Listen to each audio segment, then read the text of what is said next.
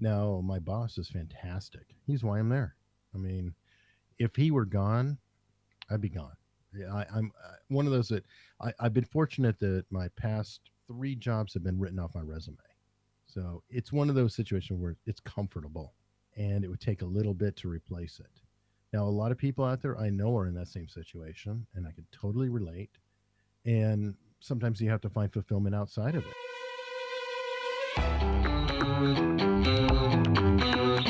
Do you want to earn more? Work less and enjoy what you do each day. It's no secret, it can be done.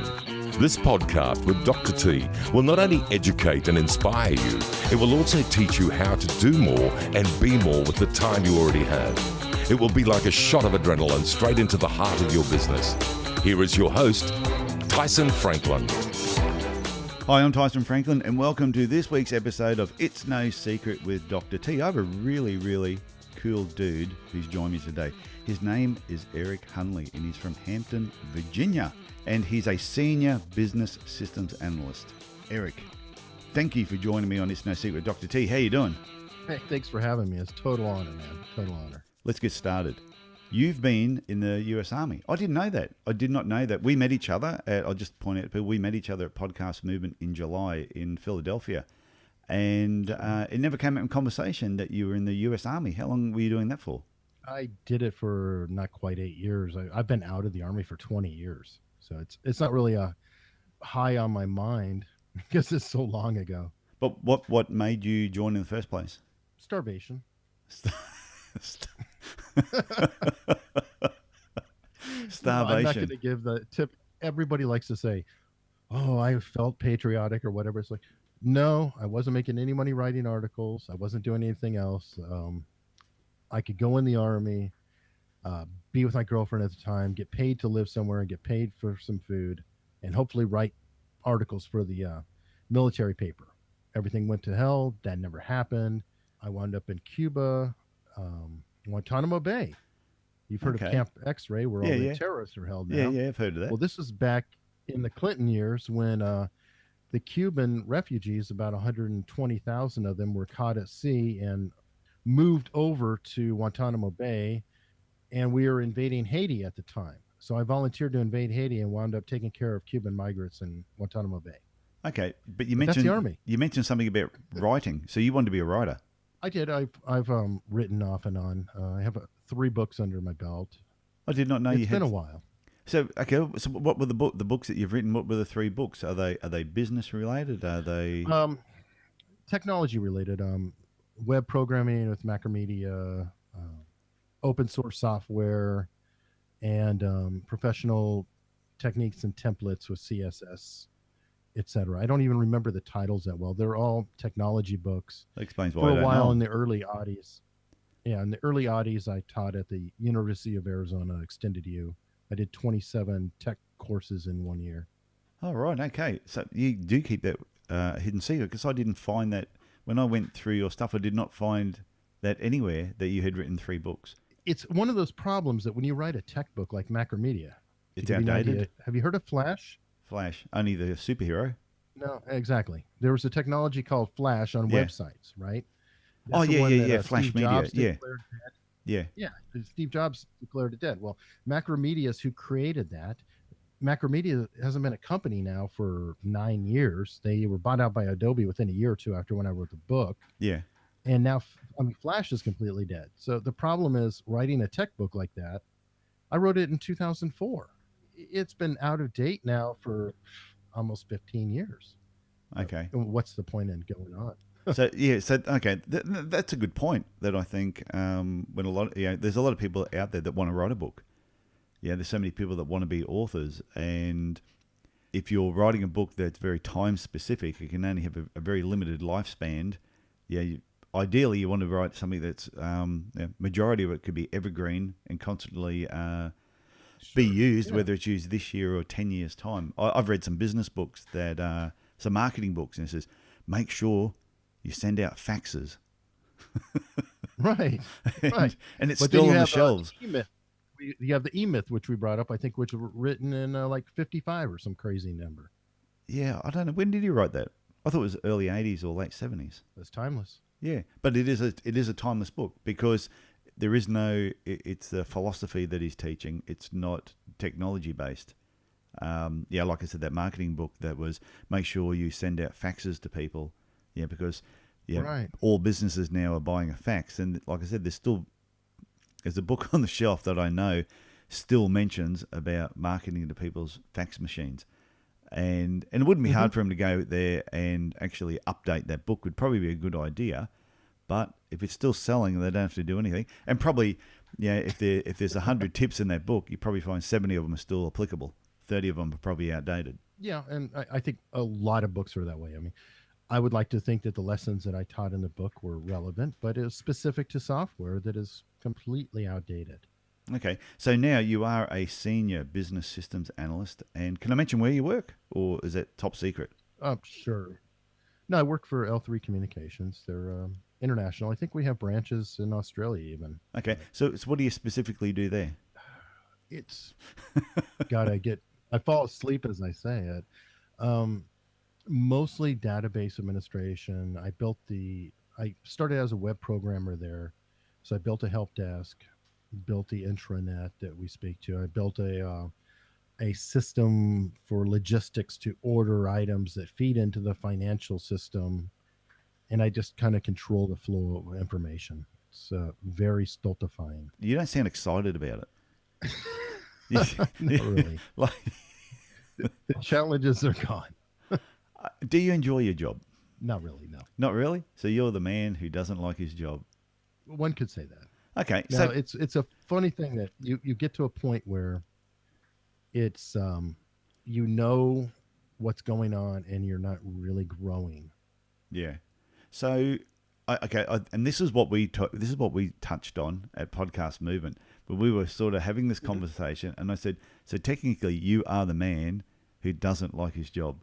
I said, I've got to get you on this podcast, and we've got to talk. But I think we've got to delve into that world of at what point do you not like your job, and at what point do you start looking at doing other things and possibly not so much just quitting and moving on, but trying different things like podcasting, for example. Was it the lack of satisfaction from your job that made you want to get into podcasting?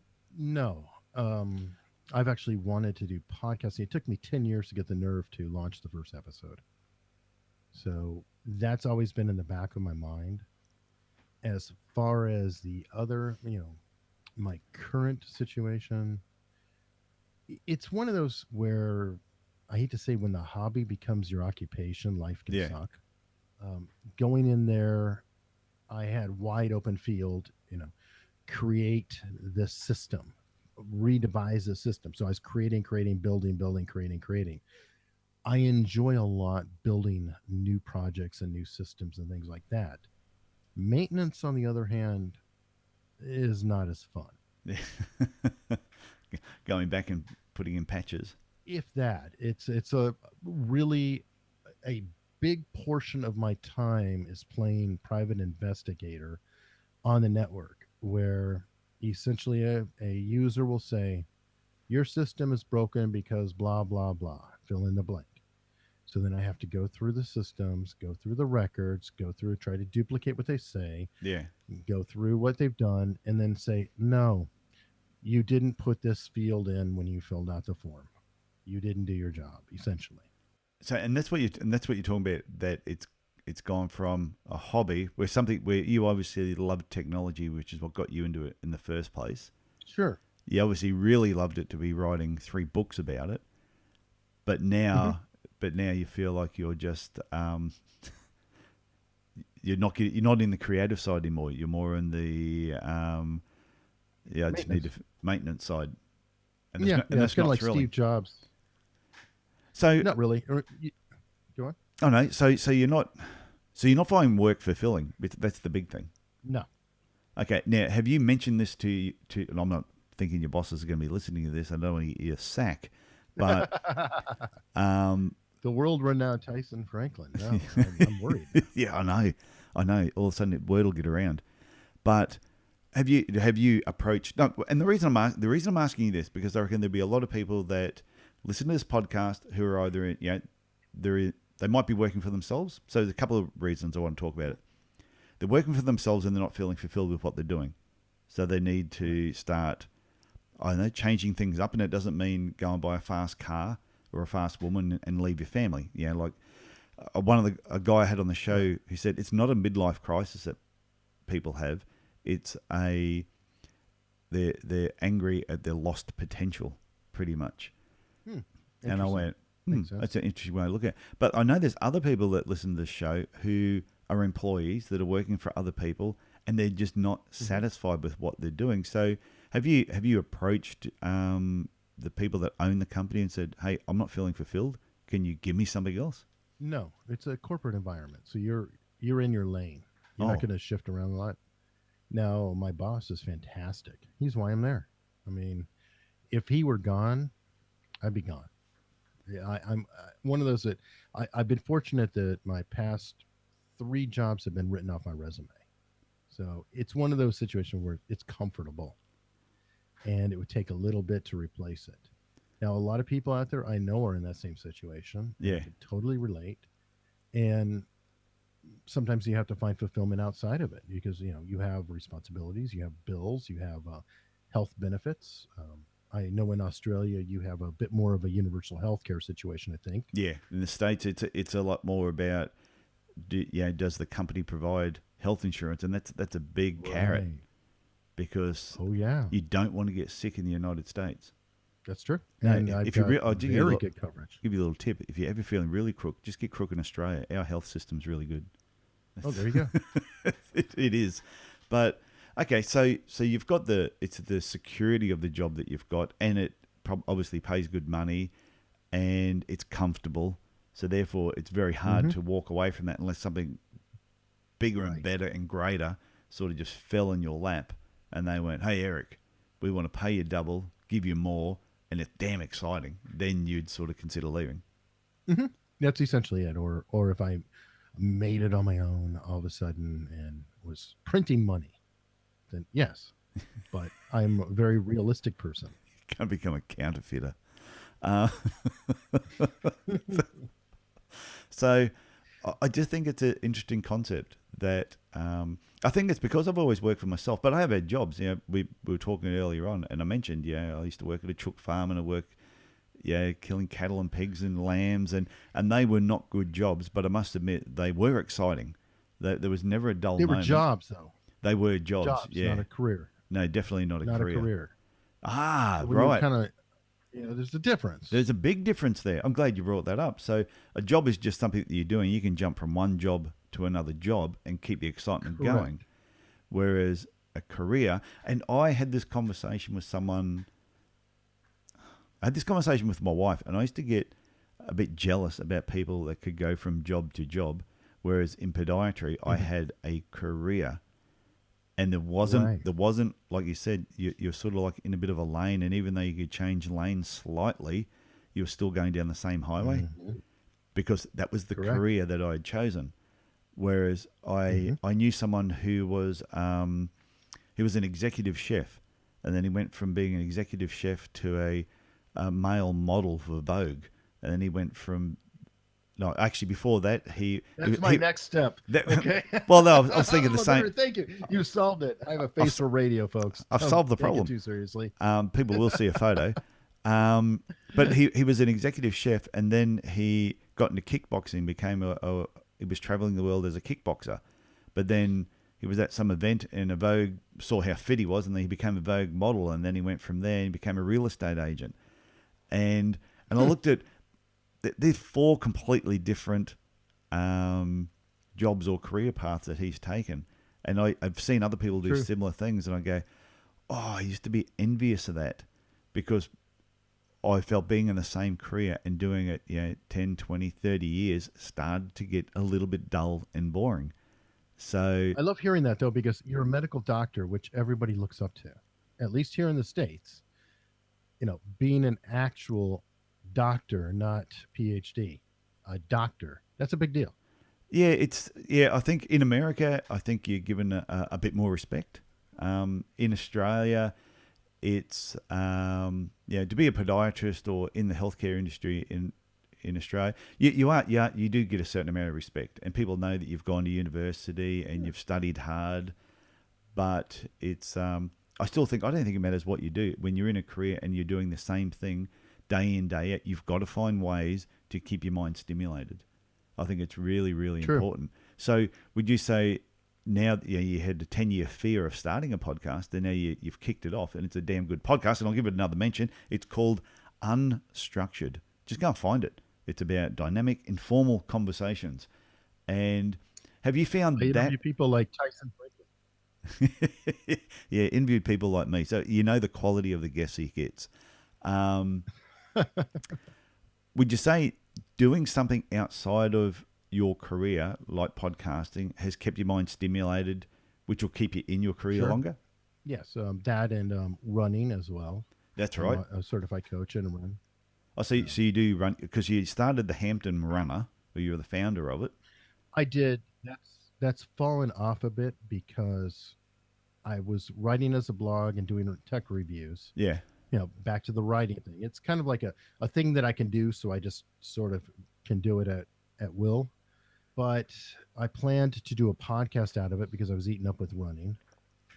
And my methodology of actually starting the podcast in about 2014, at that point, I'd been planning for years, was to just start buying equipment. Yeah. So I just buy another piece of equipment. That's, of course, going to be magical. And, it's going to be great. I forgot there's this one little part that you have to go through, and it's you have to actually record a show. It took me a while to get that down. But while I was stalling or whatever, I determined that, doing a running podcast really... I'm a coach. I've studied a lot of different coaches, and there are other methodologies out there. But I could pretty much sum up most running stories in, I don't know, maybe 40 variations, and you just mix the components up. Yeah. And I would kind of lose interest because it'd be, I had a lot of weight to lose. I started running. Cool. Or I was running in high school and I was on the college team and I did this. Okay, cool. Okay, I was running in high school and I got an injury. Anyway, so there's only so many variants, and I knew that I would lose interest. So I waited and never really started until I got involved with a group and a podcast. Have you ever heard of Joe Rogan? Oh, yeah. Yeah. Who hasn't heard of Joe Rogan? Okay, there you go. I'd say that most podcasts are satellites of Joe Rogan, NPR, or Adam Carolla. I mean, if you really break it down. And yeah. Joe Rogan is one of those who every one of his friends he has on that he likes a lot, he says, you need to start a podcast. One of those was Brian Callen. Brian Callen started the Brian Callen Show, and he had a friend that he kind of grew up with, Hunter Motz, that he brought on as a partner, and it became Mixed Mental Arts. Hunter Motz went on to Joe Rogan and proceeded to make fun of Sam Harris a lot. And anyway, things went crazy. Sam Harris complained about it. I looked it up and discovered Mixed Mental Arts, or the Brian Callen Show. Yeah. And realized that these guys had interviewed every author like Jonathan Haidt and all these real thinkers that you could have ever heard of. And so I kind of got into that community, and that was a community of thinkers and really, really smart people, much smarter than me. And I decided that they were a little too smart. I needed something a little bit more approachable, so I spun off with Unstructured, where I could talk to different people, and I mean very different people. I've talked to a musher, I've talked to a presidential runner-up candidate.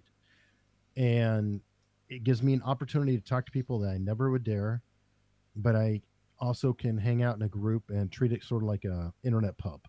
Okay, that makes sense. I like an internet pub. Or idea pub, I even thought about calling it. No, but I know what you mean about once you have a podcast. For some reason, it seems to, it opens doors. Yeah, mm-hmm. you can contact someone. Like if you just contacted someone out of the blue and said, hey, how you doing? Do you want to talk for an hour? They go, right. Can I pick your brain? Yeah. Can I pick your brain? Do you want to talk for an hour? And this person go, I have no, who are you? You're a strange person. Please leave me alone. Stop stalking me. Whereas you can send a message via Facebook or whatever social media platform you use, and you go, hi, I'm such and such, and this is my podcast, and I would love to have you as a guest and talk about A, B, and C. And I've only had one person say no. And the whole That's time, awesome. I've had people not answer, but oh yeah, I've had people not answer. Richard Branson hasn't answered yet. So Richard, we need Richard, to if work you on if that. you're That's your listening, goal this year. that was one of my goals this year is to be a guest on 50 podcasts and have Richard Branson on my show. So I've still got a few months Find to go. his connections. That's what I'm Find his trying to do. connections. I'm going to hunt him down. Because then you circle around. Use your 365 hour, circle around to his connections, Yeah, and then hit him again. Then get hold of him. But it is, and that's what I like about it. It really does open doors, and I honestly believe every business can benefit from podcasting. I think every business owner, every individual. I think even if you did a podcast and you only ever have 5 people listen to it, you are still going to personally benefit by doing it. Just connections you make, confidence in speaking. Like I did a presentation not too long ago.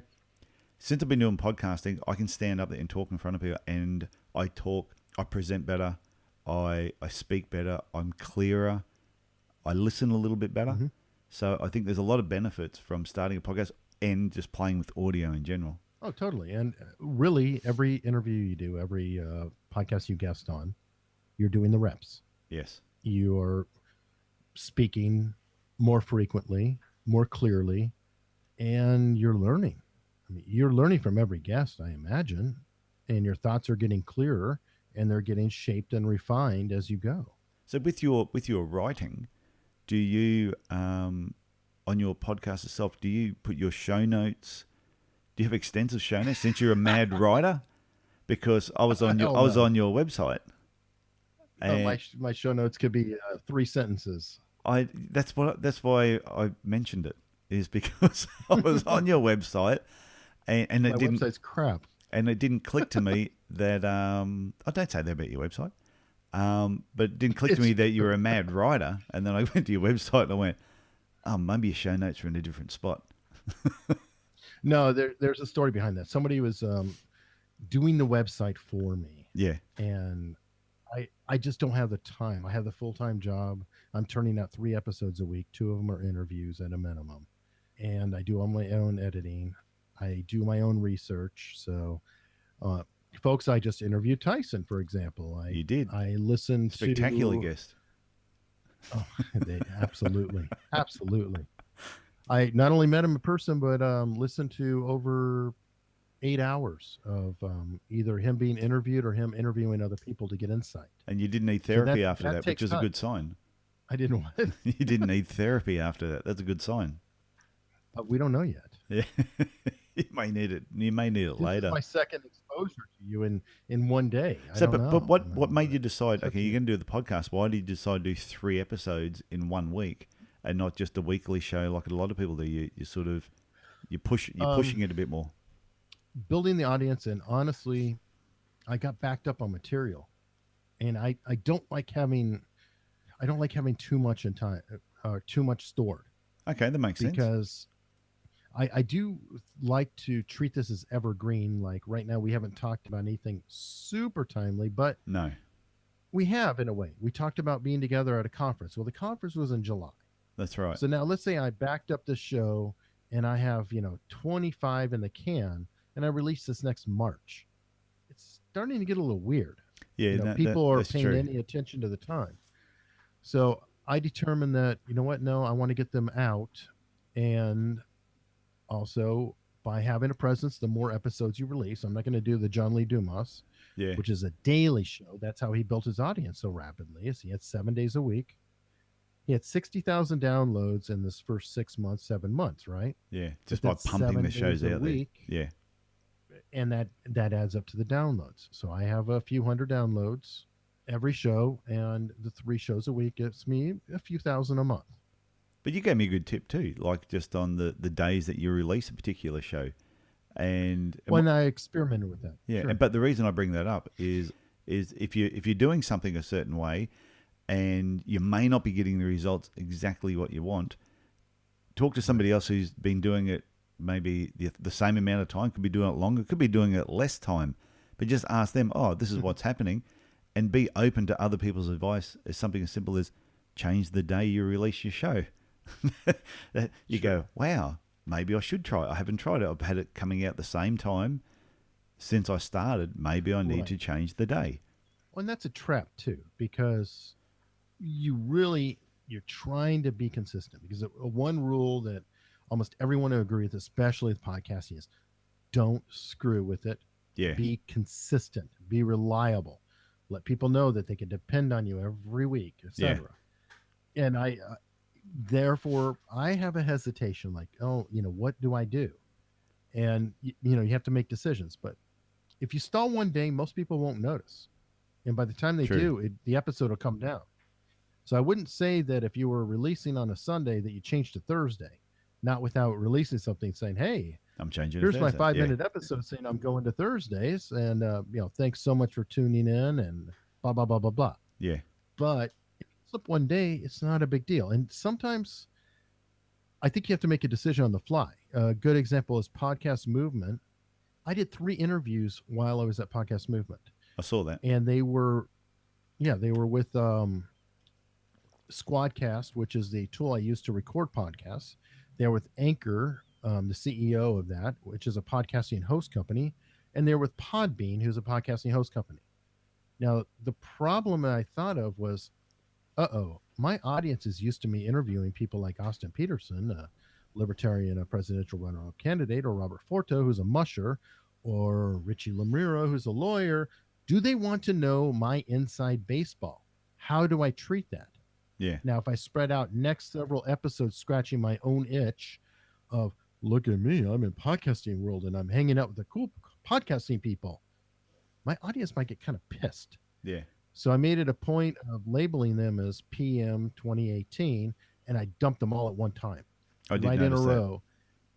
And that was a conscious decision to sort of be a compromise. Like, I'm dumping the extra episodes in here. If you like it, awesome. Please listen. I'm so happy for it. But the normal show's still going to kick in, and I'm still going to be, doing other normal stuff like you hear. That's a good tip, because I did one interview while I was at Podcast Movement, and I released it about midweek, and I just called it a bonus episode. And I released it as a bonus one, and it went really well. And then, not too long ago, I did one where I was at a whiskey bar, and I recorded it. I like that one. Yeah, and I didn't want to wait. But it was one of those ones where I thought, I don't want this to sit there too long, because that one was time sensitive, because he was also opening up a rum bar. So I thought, if I put it in the sequence of when I would have my recordings, it may not have come out until later on in the year, and it would have come out after the rum bar opened, and it had to come out before the rum bar. That just happened to me. Yeah, so that just happened to me. So I think timing of things, and I think sometimes you've got to mix it up. Well, not mix it up just to confuse people, but like you did, you dump 3 in a row, but label them as Podcast Movement 2018. So if people saw that, they go, "Oh, that's Podcast Movement." It's and if the people were interested, they could just listen to those 3, 1, 2, 3, one after another. Right, and that separated them and denoted them. So it was a bonus if people wanted it or not. It also helped address to people who are involved with Podcast Movement, maybe who would check out my show for those and would not necessarily stick around. But ironically, I just went through what you were describing with your whiskey bar. Yeah, I interviewed an MMA coach, and during the interview, I came to find out that he was coaching one of the athletes who is in UFC Lincoln this coming weekend, Tim Williams, the South Jersey Strangler. Oh, okay. So that flipped my schedule on its head. I was like, oh, wait a minute. This is timely. I'm releasing it now. So he got shoved to the front of the line because we just talked about a bout that's happening this coming weekend. So if I released it on the Monday, people are hearing about the upcoming bout. And I'm also going to be interviewing him and the fighter after it, so we can discuss, hey, what happened? I have listened to some podcasts where be talking about something, and it is, and you can tell by the conversation, wow, this recording is 4 months old or 6 months old. I mean, it's so out of date to what they're actually talking about. It's not an evergreen interview, so I think that's a good idea. And I think business people listening to this, don't be afraid to just step outside the norm of how you normally do things if it's going to work for your business. Don't be a slave to what your schedule is, because if something comes up, I mean, are you going to turn it away? You mentioned a business person, right? It's like, oh, I'm only accepting contracts from 2 to 4 p.m. Sorry, It's you're funny you too late say in the that though, day. but it's funny that you say that because some businesses are so strict on their rules and they have no flexibility whatsoever that they wonder why their businesses struggle and find it hard to compete against ones that are a lot more flexible. Yeah, like their Yeah, I hours will be, mean, we open at 8:30 to 5:30, and if somebody, it could be for whatever reason, someone needs to come in after 5:30. There's just no way sure. in hell that they're going to stay open half an hour later for anybody, but that person they're going to meet at 5:30 could be worth so much more to their business, but they're just so Yeah, it's the strict. mayor. The mayor's coming in. They couldn't get off before that point, or whatever.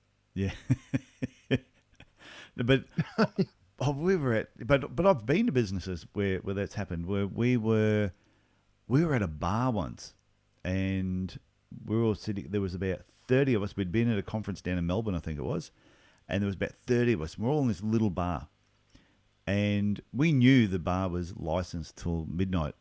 Someone used to work there, so they just knew what the licensing arrangements were. But the bar Mm-hmm. normally closed at 10 o'clock. Now there's 30 of us I in see. there. We are all drinking, and all of a sudden they yelled out, "Oh, last drinks!" And we went up and said, "Aren't you licensed till midnight?" And they went, "Well, yeah, but our shift finishes at 10." And I'm going, You're like, and I'm close looking the and going, door, keep one person on staff, and move on. yeah. I said, yeah, but yeah, there's still about 30 of us in here. Oh yeah, but our shift closes at 10. I went, and I said to them, can I just take just a crazy guess that the person that owns this business, and they went, yeah, I said, isn't working tonight. And they went, no, they're not. And I sort of figured that because that was just crazy. That even that person should have rung up the boss and said, hey, I've got 30 people in here. We're still licensed for 2 more hours. I could probably sell another couple of $100 worth of drinks. Will you Don't you pay? get Will you two pay me tips time there? and a half if I hang about for an extra 2 hours? The owner would probably go, not a problem. But there was I'm sure. there was no flexibility. It was 10 o'clock, bang, they closed the bar, and we went, oh, okay. So we wandered off somewhere else. But that, to me, that's the thing where people are not prepared to just be a little bit more flexible with timing and issues and products and services that they need to be a little bit more open to it. Sure, and some of it I don't think is intentionally being hard-headed. I think some of it is just not really paying attention. Oh yeah, I definitely agree. So what's next for you? What are your plans in the future? Where do you see Eric in the next 5 years? Let me see. He'll probably be a featured speaker at the Tyson Franklin Cairns event. Oh, that's highly probable. I don't know. I'm working the show one bit at a time. I keeping the day job for now, and just growing the show, meeting new people, getting new contacts, networking, and growing and growing. Actually starting to see some traction, so I'm thrilled to that. Hopefully, I'll get more of an Australian audience. I I think won't you if I will. say 4 more times in a statement like I just did, but Oh, that's right. I you know what I do? I always tell people I edit hard. I will make you sound so good because ah, while I'm editing out your ums, I am also editing out my r's. So we will both sound good by the time. But when people listen to I'm the same as you. I do all my own editing. I don't set it off anywhere. Do it myself. I enjoy it. I write pretty extensive show notes. yeah. Hey, are you hireable? You listen to my show, do show notes. I'd love that. Yeah, I enjoy writing. What I enjoy writing about the show notes is I have a guest on, and so I'll listen to the episode now while we're talking. Mhm. Then I listen to it again, and while I'm writing the show notes, and I take pointers from it and write the show notes. And my show notes are not always exactly what the conversation was. Sometimes I will add things to the show notes of other thoughts that are going through my head or what you may have meant or what I may have meant, and so I'll sort of embellish the notes a little bit more. I think that's awesome. That's something that because of my frequency and my job, Yeah, I it's a bit hard. miss. Yeah. I am I'm podcasting like a shark. I keep swimming to the next episode, and it really hampers me in terms of looking back and really cultivating and getting everything out of a show that I could. So you're doing everything correct on that, and that's awesome. Well, what I'll do is our interview that you did of me, I have a copy of that, so I might write the show notes up for it, and I'll send them to you. There we go. See, and you can tell your They'll be guests, like, why is this one episode? Why is has this episode- magnificent show notes? yeah, why has it got such good show notes? And you'll go, well, if you want to write your own show notes, you can too. But yeah, and then I listen to it a third time is after I've actually done the editing, done the show notes, and I've uploaded it as an MP3. And when I will listen to it again myself before, usually the day before it actually goes live on like the podcast platform, because I just want to. I don't listen to it from beginning all the way to the end. I will just randomly listen to 5-minute segments through it, just making sure the audio sounded good, especially the intro, outro, and certain parts in between. Because if that all sounds good, it's just like a bit of a check on that everything's fine. And then usually I listen to it again a couple of weeks later. I'll listen to it during one of my walks, and I will do a review on my own show on my 365 things. That's cool. After action. Yeah, well, I thought, well, I'm always promoting other people's podcasts, so why not promote my own podcast on my 365-hour challenge? So I just will pick an episode and I'll do that. So I have one final question for you, Eric. It's my Monday morning tip. Yeah, someone's listening to this show and they're over in Virginia walking around, and they go, "You're Eric Hunley. I saw your photo." And I was just listening to It's No Secret with Dr. T and Unstructured. I've been listening to half a dozen episodes. I'm about to go into work. It's Monday morning. I'm sitting down at my desk. What is the number one thing you would tell me that I should do to kick my week off really well? You're going to laugh. I've been waiting for this one, and I actually had to mull it over. Yeah. It's a great question. No, go for it. And it really isn't a Monday morning tip. It's a tip for Monday morning. And that's a slight, subtle difference, but it's remove obstacles. And by that, okay. I mean, this could apply to podcasting. This could apply to your job. This could apply to whatever. I'm going to bring up a running analogy. It can be rough. Let's say you determine you're going to train in the mornings and you're going to run at 4 something in the morning, 5 something in the morning. That's the last freaking thing you want to do. That alarm is your enemy, and life sucks. Yep, it does. So the tip is to be ready for that morning. Have your running clothes set out. Have your shoes set out. Have your uniform set out. So where all you have to do is get your butt up. And so even if you don't feel like it, and this is the rule, even if you don't feel like it, you still have to at least change. You have to be fully in uniform. And you have to walk outside. And if after you go outside and get to your mailbox, you still aren't going to do it, then fine, you can go back in. Yeah. But you need to remove all obstacles and force yourself to move forward. And I think you can use that same analogy toward everything in life. Remove every obstacle in your path. No, it's good. A friend of mine, Dean Hawkins, who was also on my podcast, and he said something similar. Well, it wasn't a Monday morning tip, I don't think, but we were just talking in general. And he said, I dare you, absolutely dare you, to get out of bed, put on your running gear, put on your shoes, and not walk out the front door. Mm-hmm. He said, I dare you to do it. He said, you cannot get up, get dressed, put on your shoes, and not walk out that front door, because once you've gone through those actions, exactly, the rest of it is elementary. You're just going to go. You will go through the process. It's just getting, like you said, it's remove that obstacle in the first place, and stage it. So when you're talking about obstacles, one thing that I also used to do, and I reckon you probably do this yourself, being a runner.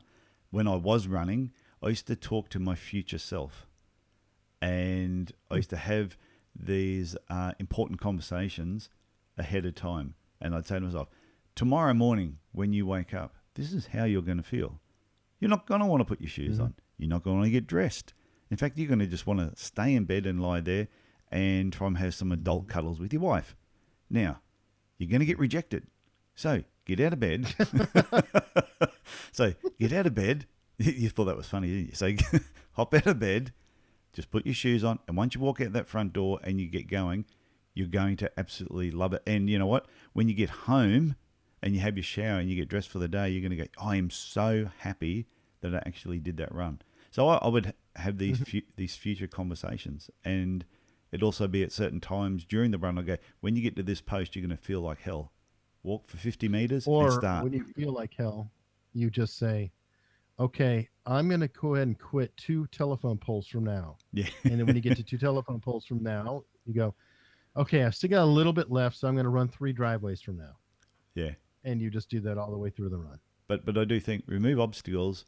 I think that's a great way to start. Start the Monday, and start any day, and remove all obstacles. Even from your workplace, you would agree. There's always, if you plan ahead, you know there's going to be certain obstacles at work. Sure. So you got to remove them ahead of schedule, knowing that they're going to be there. Mm-hmm. Or crutches, if you know you're going to use a crutch to get out of something. Or what do you mean by crutch? What's your explanation of a crutch? Remove distractions from yourself, or any, when I say obstacle, a lot of obstacles are really your own dismotivation. Okay. So that's why I said have your running clothes done, because I can't find my shirt, bummer. I'll go back to bed.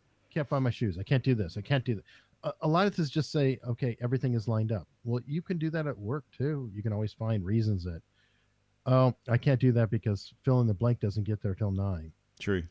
Okay, Yeah. well, you could have the email sent to them at the end of the day, so they'll have answered it by the time you get there in the morning. Okay, that's good. And it's same as I suppose you're going to sit down and write some show notes for a podcast, Or have Tyson do it for me. Or have Tyson do that for you. But I'm going to sit down and do these show notes. So if you're going to do that, turn your emails off, turn off your phone, remove all the distractions that you know. You already know ahead of schedule, and your emails are going to go off every 10 minutes because that's what the settings are. You know there's a chance your phone might ring. So remove all the distractions so that you can just focus 100% on the job that needs to get done. That's actually a bonus tip. On my work email, Yeah. I turn off notifications because I already know every time I open my email app, I'll have new ones. That's I true. don't need to be notified. I don't need to wear out the buzzer on my phone all day. Good point. So, Eric, I want to thank you for coming on It's No Secret with Dr. T. And you're, how can I put it? You're the person who doesn't like his job, but you don't have it enough to just throw it in, which I think is good. But you're keeping your mind open to the possibility of trying and doing new things, which I think is awesome. So thank you for coming on It's No Secret with Dr. T. And once again, how can people get hold of you? I've already mentioned your podcast, Unstructured, which is dynamic, informal conversations. How else can people find Eric Hunley? You can find me on Twitter, Instagram, Facebook, all Unstructured P as in podcast. Unstructured P. As in podcast. So just look for the word unstructured with P on the end of it. Yeah. So at Twitter, it's at Unstructured P. Facebook, facebook.com/unstructuredp. Okay. Instagram, instagram.com/unstructuredp. Okay. And your actual website is Unstructured? It's unstructuredpod.com, but it has not been updated at all. That's a bone of contention that I have to resolve. Okay, but I'm assuming you will have that updated soon. And when you do, I'll put it in my show notes. It'll be updated like my show notes. Yeah. Okay, Eric, thank you for coming on It's No Secret with Dr. T. This has been fun, and I'm sure we will talk again soon. Awesome. Thanks so much. So I think you'd have to agree that it was an interesting conversation with Eric Hunley, and I really like the point about finding fulfillment outside of your daily employment. And we did discuss the difference between a job and a career. And for some of us, we've gone to university, we've got a degree in different areas, and when we're on that career path, sometimes it's hard to actually break away from what you're doing and do something completely different. So Eric, I just want to thank Eric again, myself personally, for sharing or openly sharing his career path, the different things that have actually happened, and also honestly how he feels about what he does right now. But I love it that he is finding other things to do, and he does have this podcast that you've heard me probably mention a few times over the last couple of weeks called Unstructured, which is about dynamic, informal conversations. So check it out. I know you're going to like it. And if you have any questions after listening to this particular episode, please send me an email, tf@tysonfranklin.com. And remember, share the love. If you've enjoyed this particular episode and previous episodes, please give us a review on iTunes. Tell your friends about it, because the more social proof we get, the more people that will tune in. Okay, that's it from me. Look after yourself, look after your family, and I will talk to you again next week. Bye for now.